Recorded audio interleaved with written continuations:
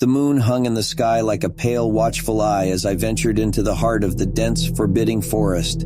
The only sound was the crunch of leaves beneath my feet, each step taking me farther away from the safety of civilization. It was a dare, a foolish challenge among friends on a chilly October night. The challenge, to spend an entire night alone in the haunted woods. As I walked deeper into the darkness, the trees seemed to close in around me, their gnarled branches stretching out like skeletal fingers. The wind whispered eerie secrets, and I shivered despite my warm coat. My flashlight cut through the gloom, revealing twisted roots and eerie shadows that danced on the forest floor. I swallowed hard, trying to shake off the growing sense of unease that had settled in the pit of my stomach. Hours seemed to pass in the blink of an eye, the howling of distant wolves echoing through the trees. I gathered sticks and built a feeble attempt at a campfire, its flickering flames providing little comfort against the encroaching night. I wrapped myself in a blanket, huddling close to the fire as the chill in the air seeped into my bones. My phone had no signal, leaving me truly isolated from the world. As the night wore on, strange sounds began to fill the air. Whispers seemed to drift on the wind, words too faint to discern but loaded with a malevolent energy. Branches snapped in the distance, and I could feel eyes watching me from the darkness beyond the fire's reach. Every rustle of leaves sent a jolt of fear coursing through me, and I found myself scanning the shadows for any sign of movement. A particularly chilling gust of wind extinguished my fire, plunging me into near-total darkness.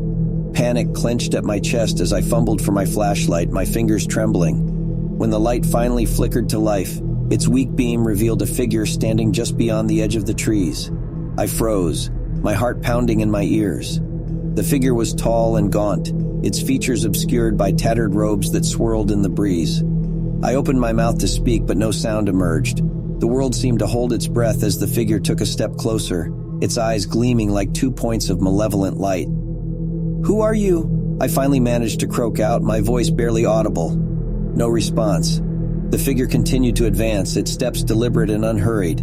My heart raced as I stumbled backward, my foot catching on a root and sending me sprawling to the ground. I scrambled to my feet and turned to flee, my pulse pounding in my temples. I ran blindly through the forest, branches clawing at my face and thorns tearing at my clothes. The trees seemed to twist and contort, their forms becoming grotesque and otherworldly. I could hear the figure's footsteps behind me, steadily closing the gap between us. Its breath was cold on the back of my neck, and I could feel its presence like a weight pressing down on me. Just when I felt like I could run no more, I burst through the trees and stumbled into a clearing. Moonlight spilled across the grass, illuminating a dilapidated cabin nestled at the edge of the clearing.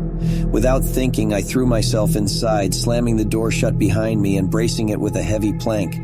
The cabin was a decrepit mess, cobwebs hanging from the ceiling and the air thick with dust. I frantically scanned the room, searching for anything that could help me defend myself. My gaze landed on an old shotgun mounted on the wall, and I practically tore it from its hooks, my hands trembling as I fumbled to load it. A low, guttural laugh echoed through the cabin, and I spun around to find the figure standing in the doorway. Its robe seemed to billow despite the still air, and its eyes bore into mine with a malevolence that sent a shiver down my spine. "You can't escape," it hissed, its voice a chilling whisper that seemed to slither into my ears. I raised the shotgun, my hand surprisingly steady despite the terror that gripped me. "Stay back," I shouted, my voice quivering but defiant. The figure advanced, its steps slow and deliberate. I pulled the trigger, the deafening blast reverberating through the cabin as a spray of buckshot tore through the figure's form. But to my horror, the robes seemed to knit themselves back together, the wounds closing before my eyes. I fired again and again, each shot met with the same impossible regeneration. The figure was relentless, its advance unyielding. Tears blurred my vision as I continued to fire, my desperation mounting with each futile attempt. And then, just as suddenly as it had appeared, the figure stopped. It cocked its head to the side, its eyes narrowing as if considering me. Then, with one final chilling laugh, it turned and melted into the shadows, leaving me alone in the cabin. I sank to the ground, the shotgun slipping from my trembling hands.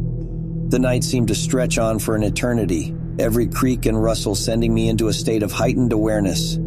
I waited, my heart pounding, until the first light of dawn finally began to filter through the cabin's windows. As the sun rose, its warm rays banishing the darkness, I stumbled out of the cabin and back into the clearing. The forest was quiet now, the malevolent presence gone. I made my way back through the trees, my steps heavy and my mind reeling from the horrors of the night. When I finally emerged from the woods, I was met by the concerned faces of my friends. They had waited for me, their expressions a mix of relief and worry. They asked me what had happened, why I looked so pale and shaken, but I couldn't find the words to explain the true terror I had faced in those haunted woods. The memory of the figure, its eyes gleaming with malice, haunted my thoughts, and I knew that I would carry the weight of that night with me forever.